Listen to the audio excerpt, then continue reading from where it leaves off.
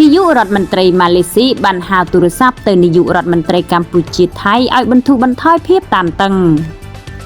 លោកអនវ៉ាអ៊ីប្រាហ៊ីមនាយករដ្ឋមន្ត្រីម៉ាឡេស៊ីបានតាក់ទងមកកាន់នាយករដ្ឋមន្ត្រីកម្ពុជានិងថៃដើម្បីពិភាក្សាពីការផ្ទុះអាវុធដែលកើតឡើងនៅតំបន់ព្រំដែននៃប្រទេសទាំងពីរ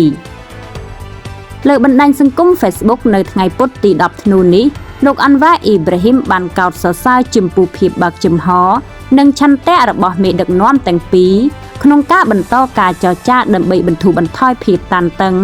និងជៀសវាងការយល់ខុសដែលអាចធ្វើឲ្យស្ថានភាពកាន់តែអាក្រក់ឡើងលោកបន្តថា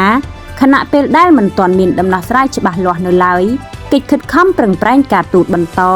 បានធានាមិនឲ្យមានឧបទ្ទវហេតុធ្ងន់ធ្ងរបន្ថែមទៀតកើតឡើងក្នុងអំឡុងពេលម៉ោងដ៏ធ្ងន់ធ្ងរទាំងនេះបើតាមលោកអាន់វ៉ា